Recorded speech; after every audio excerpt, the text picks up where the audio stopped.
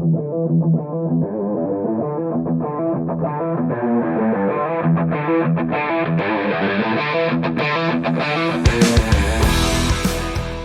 to the Automotive Diagnostic Podcast. We're going to explore ways to sharpen our diagnostic skills, find learning resources, and hear from experts in the automotive field. Hey, what's going on, automotive world? Welcome to another episode of the Automotive Diagnostic Podcast. My name is Sean Tipping, and I'll be your host once again for today's episode. We've got a special one for you today. Tomi and I are going to be interviewing both Brandon Steckler and Keith Perkins.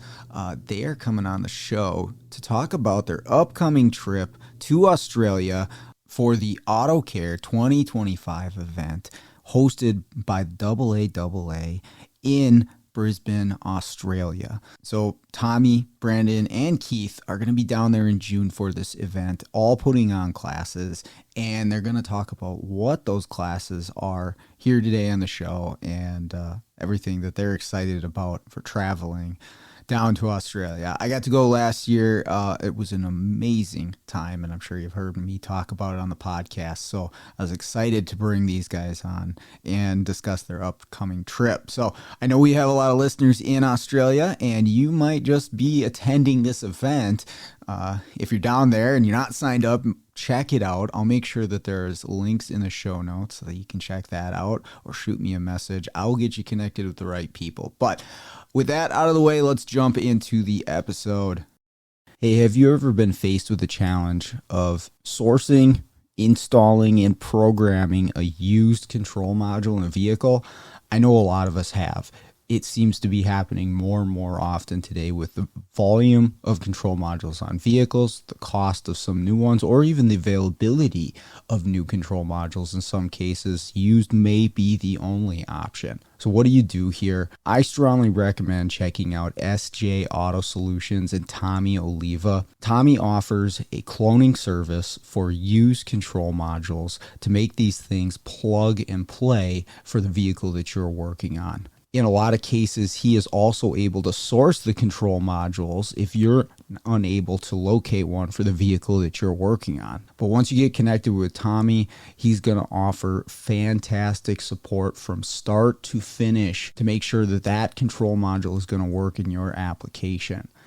He's also got tech support that he offers through his website, along with some free resources there as well on information about used control module programming. So make sure to check out SJ Auto Solutions. I can't recommend that enough. And we are rolling. Does everyone have their boomerangs ready? Ready, mate? Oh shit! Here it goes. I'm telling you, man. I've been saying this whole weekend, right? Because I saw this meme, and the meme was just like, kangaroos are deers who went to prison. And you know, like jacked. I've been doing a lot of research, right? Like I've been staring at spiders every day, right? And then the other day I ran across it because of the algorithms, right? Now I'm seeing a bunch of Australian shit, right? And so now I have I was like, I saw a 9-foot fucking kangaroo, dude. It looked like a 9-foot version of Mike Tyson back in right after he got out of jail. And now I'm like, you guys didn't tell me there was a fucking 9-foot kangaroo. What the fuck am I gonna do with that? Well, and they just come and hang out in people's yards. I'm gonna go fucking tickle its nuts and leave. Like, Tommy, full disclosure. After you sent that meme of that guy with the spider on, running down his shoulder, you remember that? Yeah. A couple days ago. I swear to God, I'm not lying to you. I had a dream that we encountered a spider, and you just fell over like a fainting sheep, a fainting goat, and started screaming like a female. Like, I hope you're not a clairvoyant, dude, because that sounds fairly fucking accurate if I ever see one of them fucking little chihuahua-ass spiders that they got out there. Jesus Christ. I'm going to ask permission to the wherever governor, prime minister, whatever they have down there, if I can bring my gun. You can get permission. Oh. There is a guy there named, I don't remember what his actual name is, but he's got a YouTube channel called Jack Out the Back. And camels are an invasive species in Australia, so he gets to hunt camels. And where you would normally have only a bolt action, he has an AR-15. Oh, how can a camel be invasive? That doesn't. They drink all the water and kills cattle. You and me, baby. Yeah. Ain't nothing but mammals. Oh my God, guys, this is going to be one heck of a trip. Jesus mighty. Oh, dude, I started. Then for some reason, like it started like I started looking at videos of koalas, right? And it's just Yeah, well, like, dude, like what the hell is wrong with these damn koalas, man? Like they eat the stuff they're not supposed to eat. They got the clap. Yeah, And everyone they, got syphilis. Yeah. yeah, they got the clap right, and they can't get cured because the penicillin was like a grenade in their stomach, and they'll just die. So they just die anyway of the clap. Oh, I was just like, dude, what the hell's wrong with Australia? I'm just kidding. I can't wait to go see it. I really can't wait. Yeah, you guys are all heading down there in June. Indeed. it's going to be a blast. We thought we'd get everybody together to talk about the event and what classes you got going on. Yeah, maybe we just start there, going over what the event is, who's putting it on, and then we can go around and talk about what you guys are going to be teaching about. Are you recording yet? Yeah, we're it's good recording. Okay, so I just want to make sure we got the acronym right. Australian Automotive Aftermarket, no, Australian Aftermarket Automotive Association. Dude, I just know it as the double A. AAA. Yeah, The I just want to make sure we don't screw that up, because that'll be embarrassing. The two double A's. Australian Automotive Aftermarket Association, Okay, got it. It's good to I'll bring know. it up. I'll say it. otherwise known as the It's Tommy when he sees a spider. Yeah. No, that's Tommy, how do you say that in Spanish? I'm gonna start praying. Dios mío. Yep. I'm gonna start praying. I'm gonna start praying if I see one of those little big ass spiders. Yeah, Mike has been trying to soothe me by just saying, "Oh, don't worry, man. I've only seen one deadly spider in my 45 years of living on this island, continent, planet, whatever." And I'm like, "But you saw one, right?" You saw one. It's not a spider, mate. This is a spider. Just like that. So Brandon, what we'll kick off with Mr. Brandon. What are you going to be presenting in Australia? So I have actually got 3 classes ready to rock and roll, and I can't remember which order they're going to have the classes. So the first one is going to be mastering data interpretation. And the idea, as you guys know, is, you know, growing up in the shop, I watched these master technicians, the guys I really looked up to, just seamlessly step from one vehicle to the next. And it's almost like they knew ahead of time what was wrong with the car, like they were messing with me. You know what I mean? But I realized after watching them over time that they had an understanding of how things worked. And nobody likes the word basic, right? We all want to take advanced classes. And I'll be the first to admit everything I teach is basic. But it's mastering the basics that allowed me to do what I do successfully and efficiently. And with efficiency and success comes that confidence, and that's where work becomes fun. So I take the class through the individual components, the sensors that represent the eyes, the ears, the nose, the mouth, the touch that the computer doesn't have, and allows it to make the decisions for how much fuel to deliver to match the air coming in. So I try and make fun of it, and I get everybody involved. And this class is based around things that are applicable to everything we work on, internal combustion engine wise, gasoline, internal combustion engine wise. And whether you're brand new to the industry, you know, you're an 18-year-old kid out of Votech, or I've had people in my class in their 70s that still walk away with something, misconceptions that they've had for decades. So we try and have fun with it. So that's the first class. The second class is a very similar take, but instead of port injection, we roll into gasoline direct injection. And we go into the ins and outs and how we can approach that differently from the driver's seat. So we are not testing every single thing under the hood. We're looking at information, and guys, the information I choose to look at helps me do something really weird. I used to take the keys from the service advisor, and I used to go try and fix the car. That was my goal. But I don't do that anymore. What I do is I try to find out all the stupid things I don't have to test. That's what I want to do. This way, whatever's left over, the couple of pieces here and there, that's what I spend my time when I actually roll my sleeves up and open up the hood. So that's the second class. The third class is a brand new class. I only ever taught it one time, and it's called It Starts with a Spark. So it's an 8-hour class based upon ignition, acquisition, and analysis. Basically, soup to nuts, everything you need to know from the inside out about how ignition is formed, how it functions, why we need that high energy discharge, and what it means to us diagnostically from the aspect of viewing it on a lap scope. We can make decisions about what's going on inside the cylinder. And what people don't realize is that ignition analysis isn't just about finding ignition problems, bad coils and bad spark plugs and bad spark plug wires. It's actually combustion through the eyes of the ignition scope. We can actually see inside the cylinder if we learn how to view this and interpret this data correctly. So it's going to be a ton of fun.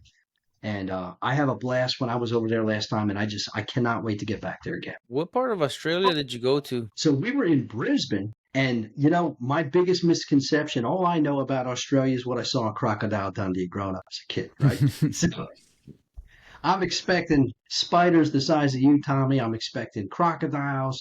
We're eating lizards that taste like shit, right? Stuff like that. But we were in a really, really nice, a beautiful city, and we had a ton of fun. And the people are great. They're just as passionate as the serious technicians here in the States. You know what? If not even more. It was an excellent time. Our host, the AA, were phenomenal. They did such a nice job. They put on a brilliant show, and I was absolutely floored. I was honored to be there. And it was a really, really good time. I can't wait for you guys to get there. I really can't. Nice. Where are you guys flying into? Sydney. We're going to spend a few days out there in Sydney before we head over to Brisbane. Yeah. It's going to be a blast. As long as I don't pass out. I'll carry you, Tommy. Okay.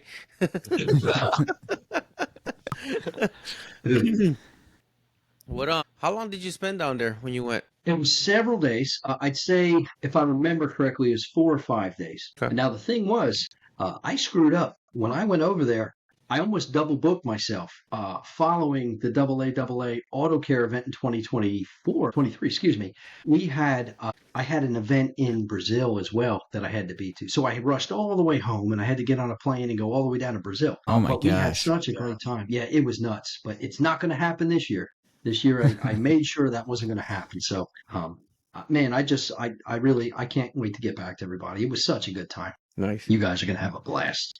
You must have been spent after that, going continent to continent. I couldn't. You ever get so tired your teeth were chattering? Yeah.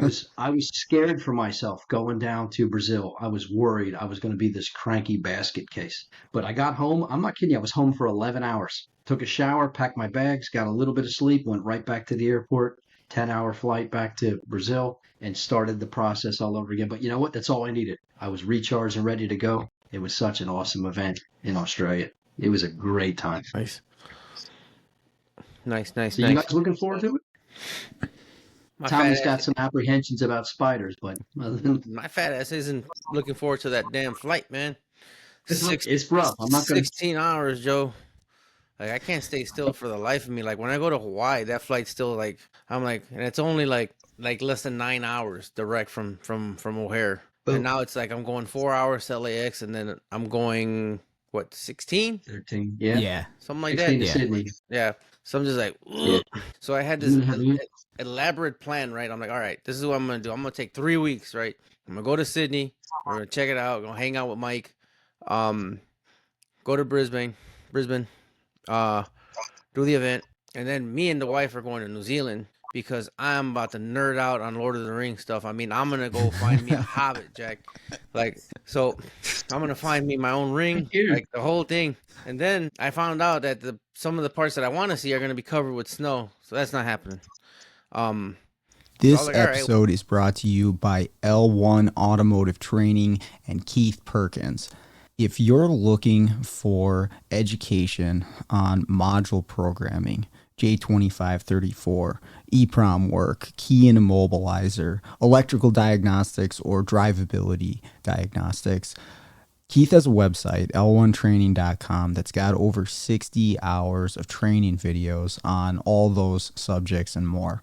When I first started out doing mobile, I utilized Keith's videos on module programming in J2534 in order to get my head wrapped around what I would need for the tooling, the computers, the software setups, what kind of obstacles I would be up against when I'm out there programming modules on cars. And it was a huge benefit to me. And I continue to use the training videos that he has on his website. So I strongly recommend checking out L1training.com. The link is in the show notes. So I was like, all right, well, I'll make the best of it, right? And then I found out that it'll be cheaper for me to fly to the States. So it's either I go back to Sydney to fly to Honolulu, or I go to San Francisco and then fly back to Honolulu. I told the wife, dude, there's no way on this earth that I'm going to spend an additional 12 hours on an airplane. I said, dude, we're going to come back in another time of this year, dude. So we're going to spend an extra 4 or 5 days in New Zealand. Or we might, another thing we've been thinking about is fly back to Australia, spend a couple of days in maybe like Melbourne or back in Sydney to explore a little bit more, or back to Brisbane and explore, and then just take off from Australia. Because there's direct flights from Sydney to LA. To LA.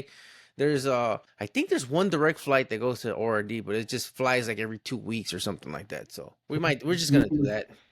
You need to talk to Wally. His daughter lives out there in New Zealand. He knows what he's doing, getting in and out. Really? Nice. Yep. Yeah, I'm just going with it, man. I've been researching food. when we go, we're flying out of O'Hare to go to Australia. I was going to ask you that. You're flying out of O'Hare to get to LAX, or no, flying out of O'Hare to get to Australia. Yeah, and on the way back, we go to LAX to come back to Tulsa. Yeah, I gotta tell you, Keith, you screwed up, man. Don't ever tell Tomi you're flying into O'Hare, even if it's for 10 minutes, because if you don't stop and have lunch with him, he's gonna hold it over your head for like a year. Bro, you were here for like 48 hours, Jack. Not for 10 minutes, but you were here for like 2 days. Yeah, I was like, I normally have like a 30-minute layover. There's not any time. That's O'Hare. 30 minutes on O'Hare is like 7 minutes, Jack. You gotta book it. Yeah, you gotta run. Yeah, everything's a run. I've never done that, but you were here at a hotel. You had dinner with other people, and and mind you, at a hotel that's like I can walk there. I didn't know that, but I could tell you I was locked in for a moment. When do you land? We got this, we got that. I was all business. I had no downtime. I had to sleep next to my colleagues. I just hear excuses. Like, you had time to pee. You had time to see me.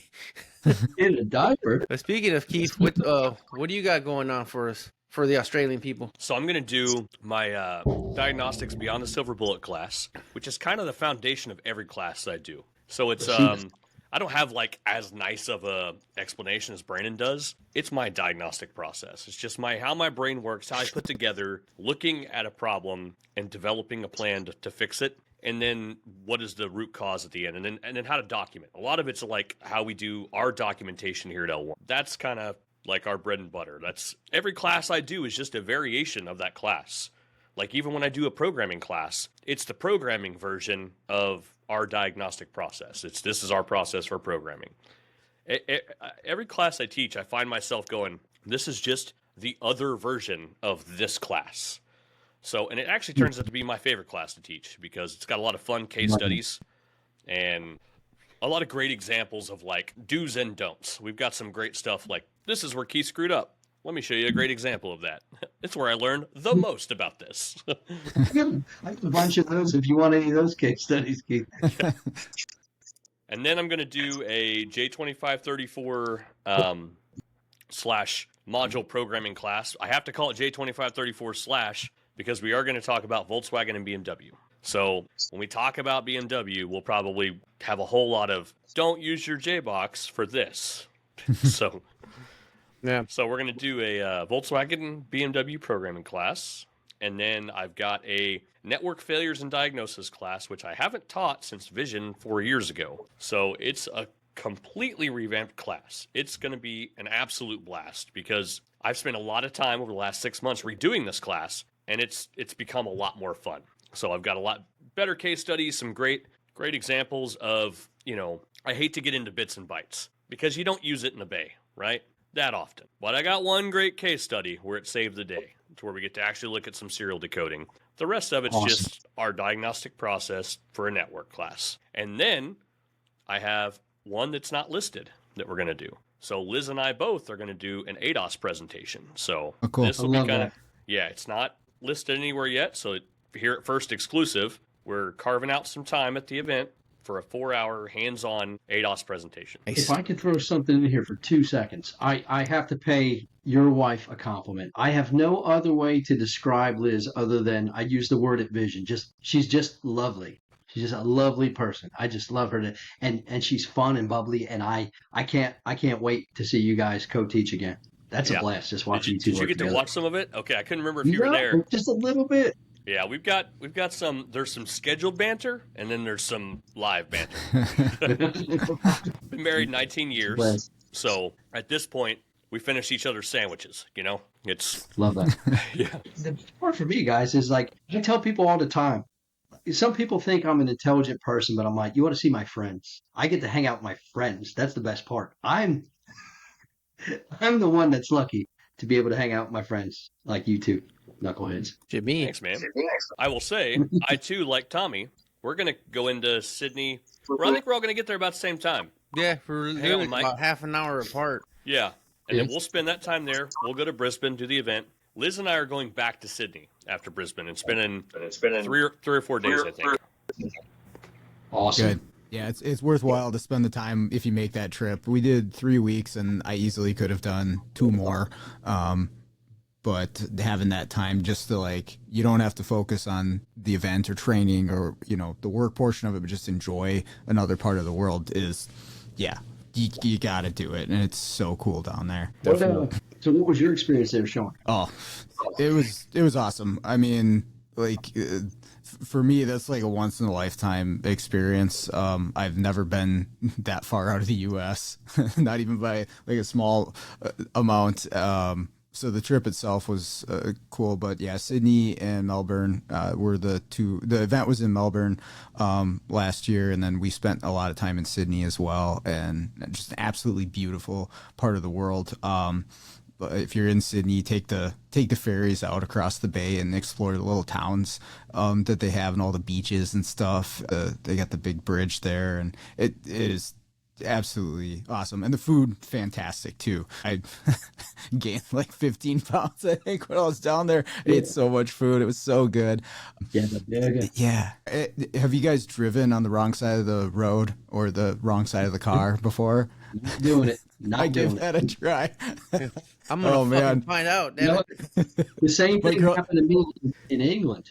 We were in the wrong side of the car, on the wrong side of the road, going around a roundabout in the wrong direction. I was in the passenger side, pumping the brakes that didn't exist. I was scared out of my mind. My girlfriend was so nervous. She's like, "You're gonna hit something. You're gonna hit something." I'm like, "I'm not gonna hit something." And luckily, I didn't. But it was nerve-wracking for sure. Just follow the person in front of you, and hopefully they know what they're doing. Fuck it, I'll figure it out.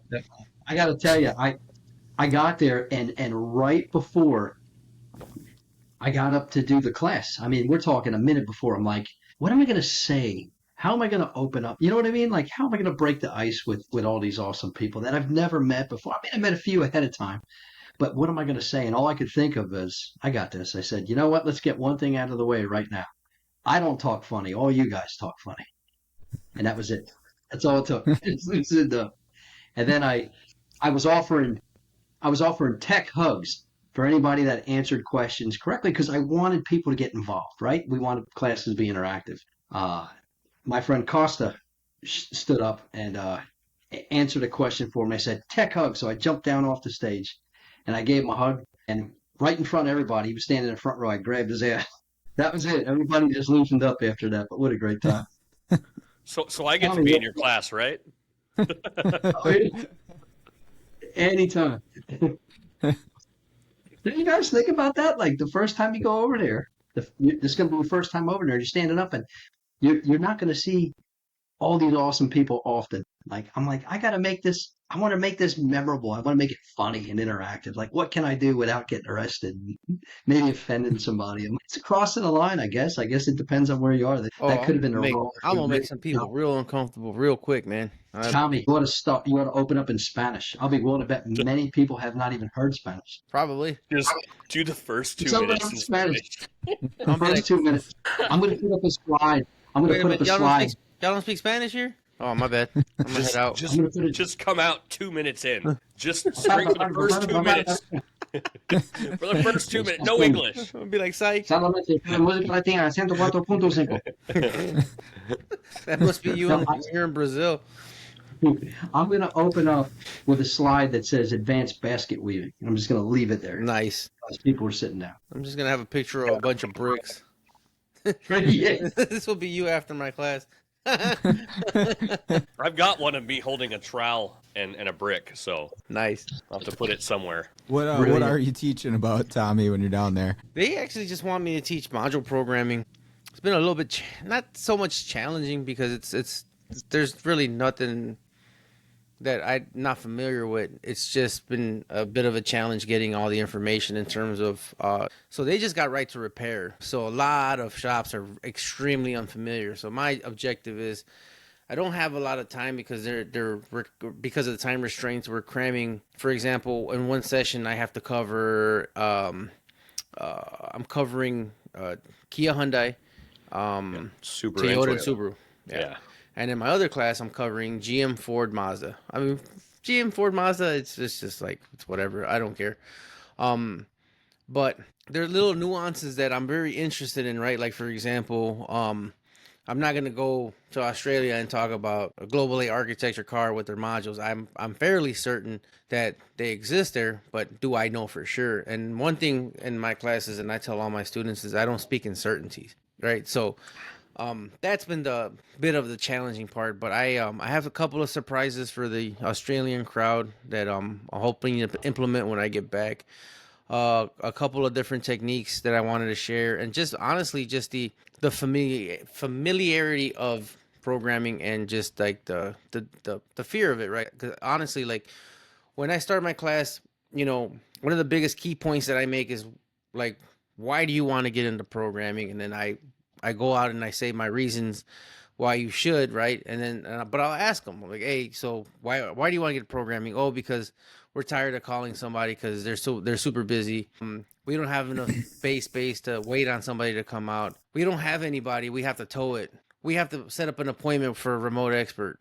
You know, there's just a lot of reasons why it's a benefit to keep stuff in house, and there's also a profit benefit, right? Like once you're good at it, you can just keep doing it and you can make money at it, right? So typically speaking, that is my goal and objective for my class. Just get the familiarity, get familiar with being uncomfortable and certain situations that aren't in service information that I can speak on from my own experience. And I tell them, listen, man, you're going to run into situations like this. This is what I've done. This is what can get you out of a jam. And typically speaking, if you sit in my class, my manual will pretty much show you step by step how to install whatever program for whatever make we're working on, and subsequently a programming event. If I can add something there to speak highly to both you two clowns, and I say that in all the love in the world because these two are two of my best friends. You guys both know I'm not the guy to see for programming. I actually flew out and spent time with Tomi. A couple days, man, right? Almost better part of a week. Yeah, almost a week. Yeah, about a week. And Keith, you and I, we talked about it. We just never got around to it. But the thing is, what I learned most from these two is not so much that I have to know everything. It's that I have to know what I don't know. What I mean by that is this: know where to go to stay up to date. And what I mean by that is I've watched Keith over last, I don't know what, 3-4 years now. I've watched him update his class over and over and over and over and over again. The thing is, no matter what you knew yesterday, things could change tomorrow. But they show you how to stay on track and how to keep up with the things you don't know. So you don't make mistakes, and that level of uncertainty goes away because you know what to do to get yourself. That is an amazing point because I got caught with my pants down. So it didn't happen. TLC changed its install procedure, and I didn't update my class on it, and I was just like, So yeah, it happens, man. So well, see, Brandon, you're smart. You picked ignition systems. Like they really haven't updated them that much, and then Tommy and Keith are picking programming that changes every single day. So it's a double-edged sword. I know one thing. Yeah, I'm definitely not teaching ignition. Reading ignition waveforms home splice. That's beyond my pay grade, homie. Newsflash: homogeneous compression combustion is a new class that just came out. It sure is. And I specify in the class that blah, blah, blah, blah. Any internal combustion engine would spark ignition. Yeah. Did you say homogeneous? Yeah, homogeneous compression combustion. Like homosexual? Homogeneous. Oh, like Like it's the same mixture on the left side of the cylinder as it is on the right. okay. Dude, I don't know. That just sounds like a whole nother language. Yeah. It sounds like something I'm not interested in no more. I just want to break some shit, man. That's all I want to do. Mash them till you crash them, click it till you brick it. Indeed. What did you learn from Tommy's class? He's like, click it till you brick it. A bunch of Australians saying, click it till you brick it. Everyone started saying that, so I changed to mash them till you crash them. Nice. That was Sean a couple weeks ago. That's me every day. At least once a day. I'm just like, well, we'll see what happens. What did you teach in Australia, Sean? I did. We did circuit analysis, networks, parasitic draws, and then control module diagnostics. So like, how do you make that call of like, yeah, it's a module or no, it's not? I do have a question because I've asked and I really haven't gotten a straight answer. This event, is it run like Vision where you're broken off into classes, or is it like the Brazilian event where you're taking all the same classes? I don't know. Yeah, it was broken into classes. Gotcha. Which that was like the one part of it that I was bummed about is I didn't get to see the other instructors' classes because they were at the same time as mine, and I wanted to see them present. But yeah, I don't know how they have it structured for you guys, but that was how it was for us. Yeah. I talked to Mike, but he's pretty busy, so I don't like hounding people unless it's like something like super urgent. Like, I mean, I guess I'll find out when I get there type of thing. But I was curious to see how the event was organized, how it was structured. Yeah. Similar to Vision was my experience. For Brandon and Keith, when you guys were creating these classes or revamping them or getting ready for Australia, was there any consideration for like a global audience or some, technicians outside of the U.S., or did you find that like, hey, this stuff is going to apply regardless of where you're at? Go ahead, Keith. Yeah, I gave Tommy the shaft, so I just let him do all the hard ones that are going to be different for Australia. Okay. No, I didn't give nothing. They asked me to do Volkswagen and BMW, and I ecstatically said yes because they're pretty much 100% identical globally in how it's done. There is a slight difference in the purchasing of the subscription. Other than that, everything else is the same. But I have practiced and had been working on for some years writing a European programming class for the European market at the request of some individuals there.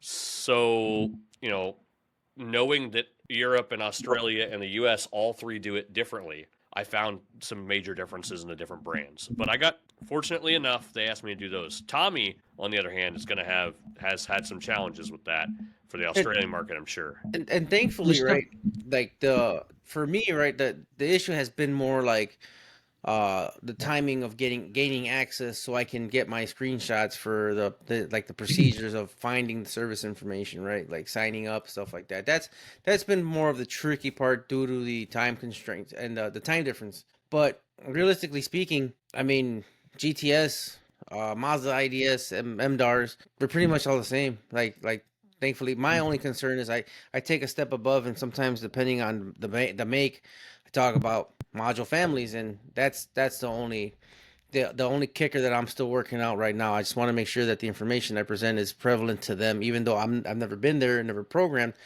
But I can pretty much guarantee you, if I'm there working on a car, I will figure out how to program it, no matter what. Like it'll be the same thing for me. Yeah, it's kind of like the whole. They have a ton of diesels, right? So Yes. Mm-hmm. Yeah, and every Jeep has a steering lock, so like there's little differences. Yeah. Yep. To your point, Keith, are you saying that the German vehicles do not brake in Australia either? 9. So There's nothing wrong. I can count in German, so if you just say it the right cadence, it sounds like you're talking. The problem is you. One thing I've learned from a German gentleman who was a technician in Germany. He said that the cars here are a lot more complicated in terms of all the crap that's in them. BMW in Germany is a lot less complex. Like, it doesn't have a lot of the bells and whistles that it has that they have here. It seems to be an American thing to have a whole bunch of electronic crap that's going to break. It's like the Chevy pickup truck of Europe. Yeah. Did not know that.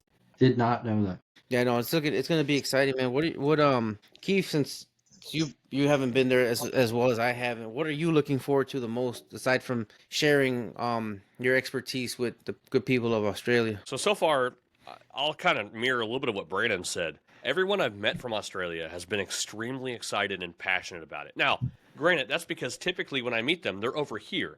So if they're coming over here for training, they're an extremely passionate individual, right? But I hear from a lot of them that whole event is like a very tight-knit group. They all know everybody. Like I met Gil Shear at Super Saturday, and talking to Mike about him, he's like, "Oh, Gil's my neighbor. He's 10 minutes down the road." So it's going to be interacting with the people that are that excited as well, because I'm a nerd. I love this industry. It doesn't matter if I was in this for making money, I'd do real estate, right? We're not doing this because we're in it for the money, or we're all really stupid, which is a very possible thing. They're not mutually exclusive. We could all. I was about to say, man, it's not mutually exclusive. You nailed it, dude. The people are phenomenal. That's what it's all worth. Just getting down there just to see everybody. They're so grateful and thankful and supercharged and excited. It's just it's a great time. And that's what I love about our industry. It doesn't even matter what language you speak or where in the world you go. We're the same. We're all brothers and sisters in this field. You say that, but I've watched those guys in Africa fix cars with like sticks and rocks. And dude, if I don't have like a wiring diagram and a description of operation, I'm completely screwed. So that's crazy. I'm serious. Like I watching those guys that are in South America and the guys that are in Africa and stuff. I'm a third of the technician they are. That was me sitting in my cousin's shop in Guatemala, in a small little town outside of Guatemala City. Just sitting there, he's working in a gravel parking lot, right? Dude, I think I had more tools in my starter kit than he has, and this guy's yanking engines, rebuilding them. He's repairing differentials, like he's working on like medium duty trucks. Yeah, like again, I'm just like, dude, like this guy really is like, and again, it's like it's just it's just the way it is, man. Like it's poor country. They're blessed to have the work, and it definitely humbles you a bit, because I was trying to help him with something and I couldn't even access all data. Like the VPNs, it's VPN locked. Like I mean, and even with a VPN, it will still just like, no, F you. I had to use other means to get service information. And for me, it's like it was a very humbling experience to see what other people go through, and to a point. And I've said this on our last podcast, and I'll repeat it. Like that's my perspective with right to repair. Like that's why I'll never be against NASTF or right to repair, because it is absolutely better than fucking nothing, because nothing fucking sucks. Like our Australian counterparts, Mexico, Brazil. Who was it that somebody told me that Brazil, you can't even access service information at all? They don't even sell it to you.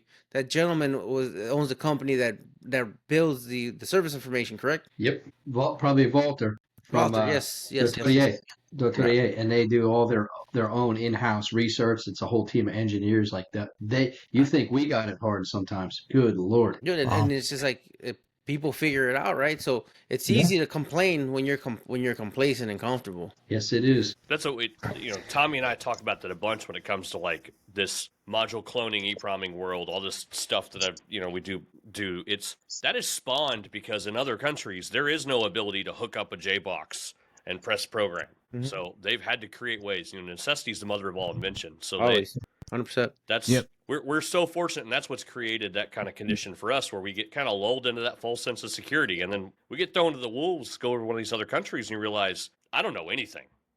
I'm just so lucky to be able to swipe a credit card and see the info that I need to see. Yeah, honestly, and well said. And it's also it's also a bit of entitlement, right? Because I've thought about this before, right? Like at the end of the day, right? Yes, you purchased the vehicle, but you didn't purchase any rights to the vehicle itself, right? So without these government programs, manufacturers have all the right to say, F you. You don't have to fix this thing. We don't have to give you anything, because it's obviously they do it in other countries. Is it fair or not? It's up to debate. life isn't fair either. So that's one of the cool things about Australia, just getting right to repair. And I'll be honest with you, man, when the bidding, not the bidding, I'm sorry, when my name got tossed into the hat by Brandon, thankfully. No, I don't even know why, but I love you, man. when I love you too, man. But like, I'm like, dude, I don't know. I was just like, oh, they were like, yeah, we're gonna interview you, and Brandon's pretty much a shoo-in, and we're talking to Perkins. I was like, all right, well, then they're gonna pick Perkins, so I'm gonna head on out. Like the whole little meme where he just gets up, little SpongeBob starts walking away. I'm like, that's me. Like, I'm out of here. All right, man. Good luck. And I don't know, they made space for all of us, man. So I'm truly humble and I'm truly excited to. I've been working really hard to just make this a great class with solid information for the Australian automotive community. At the end of the day, man, I'm still just a brown kid from Chicago, man. Bro, but your ability to share what you know in a manner that's actually helpful to people, like firsthand coming from me, that's what's extraordinary, Tommy, is that how you can say things to me that make sense. Because I'm dumb. Because I don't do what you do. I speak a language that people understand. I have that advantage too. I can explain things really simply because that's the best I can grasp them. Yeah, I love it. That's your biggest. I'm not saying it's your only attribute. That's your biggest attribute. Is your ability to explain things at a level that I'm hoping understandable. I'm hoping I don't let you guys down, because you guys are really, really big crowds to follow, man. And I'm just gonna give it my best. Fine, buddy. I saw you. I watched you teach. You watched me teach in Spanish. Out of all classes, you could have watched me teach. You watched me teach in Spanish. Yeah, he's doing great. I don't know what he's saying, but He looks comfortable. Yeah, Everybody's going. It was fun. You know what's really funny is that this is the first time I spoke at a like, dude. I was sitting there after class, right? Like, I was just like you get into these modes of reflection, right, of your journey. And my best man speech, 2017 in Mexico, dude. I was a nervous wreck, dude. I couldn't even get 3 sentences out, and I was just like, yeah, man, I'm sorry, I can't talk. I was just nervous, sweating, and I was trying to practice it. And then the matron or maid of honor had such an amazing speech in Spanish and English, right? And then I'm over here like Eminem, my palm sweaty. I threw up my mom's spaghetti, like the whole nine, right? Nervous as shit, and I just blew it, and I absolutely fucking blew it. And now I'm speaking under a crowd of 200 people, and I had a young lady technician who, she actually ran into me at the hotel, and she was just like, man, she's like, you're a really great instructor. Thank you so much. That was a great class. I feel confident now. Like, I want to go tell my boss, I want to do this now, blah, blah, blah. I'm like, oh man, then my mission's accomplished. If I can do that for one person for each class, I'm happy. And she's like, how long have you been teaching? I was like, well, this is my second big event. My first one was just like, I didn't really have a lot of people. It was like 10, 12 people per class. I'm like, but this is the first time I spoke in front of a crowd. She's like, if you wouldn't be telling me this, I would not believe you. I'm like, you did an amazing job. I was just like, all right, man, no, I appreciate that. And again, like I generally don't take compliments well, but I appreciate them when they're not asked for. Like, if I didn't go up to you and be like, hey, what did you think? Like, somebody actually came up to me and asked me, or told me, they took their time out of their day to come and tell me that, then I would believe that there's no ulterior motives. It's just a compliment. Beautiful, man. No surprise here, but it was nice. It's well deserved, man. Appreciate it. You do a great job. For sure. I appreciate it. And Brandon, your second time back, is there anything that you missed from the last trip that you wanted to do this time around? The koalas, man. I wanted to go see some koalas. I wanted to go hold some baby koalas. They're gonna give you the clap, bro. Get out in the bush. They're gonna give you the clap. They removed all the koalas from the Tulsa Zoo, right? Oh. Is that a natural? Is that just something they have to? What, the clap? Like, how does that? Yeah. Well, here's the thing, right? When a man is growing up and he feels that he needs to explore his sexuality, but he can't find someone in his species, he just so happens to say, you know what? I think I might have sexual relations. Gotta cut this section out. Gotta cut it out. Oh man, is that really how that happened? That's what it happened. It's a human disease, dude. What? Shit, I didn't know. He's missing the right qualifications. He sure is. You forgot how this thing works. I just do this. That's not where you get the clap at, Dak. Holy shit, man. I behave. Oh man, this trip is gonna be awesome, man. Yeah, you guys are gonna have some fun. This is gonna be bad. Yeah, and then Thank you. and then the wives are gonna be there too. Oh yeah, I'm looking forward to that. The wife's already like the one thing that I'm so blessed about her is like she just doesn't you obviously everybody's different but I hear stuff like we're like, oh no, I have to make time for the wife. She's just like, peace. She's like, I already got my itinerary. The days I found a coffee shop. I'm at this and that, and I'm just like, I love B. She is awesome. Yeah, man. She is fucking dope. Hey, what are you gonna do with Chubbs? My mother-in-law. My dog. Yeah, your dog, fucking guy. Fucking guy. So fucking dog smelled like Brandon for like 3 weeks. I came into that and Tommy's like, I don't remember what he said word for word. He's like, listen, we've got this nasty ass dog. Like, just watch. Don't reach down. He's gonna take your hands off. I walked in there. That dog was on my lap.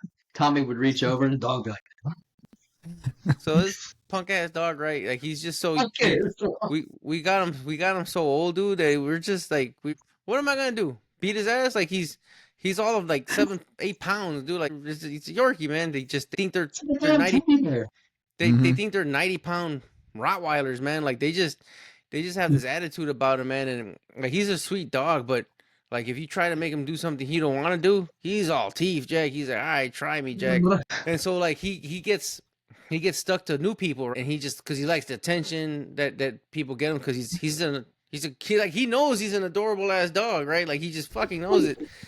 He'll jump on people's laps and like, all right, come on, dog, get out. And then he just turns around like punk ass dog. I should smack you. I was like, punk ass fucking dog. You look at him, push you out of this fucking room. That whole week, that dog was my best friend, laying on my lap, up on my shoulders, and Tommy come by back. Yep, just like that. And then the whole week, that fucking dog smelled like Old Spice. Fucking Old Spice. He was like, he's like, oh my god, he smells like Brandon. Fucking Old Spice. Fucking dog.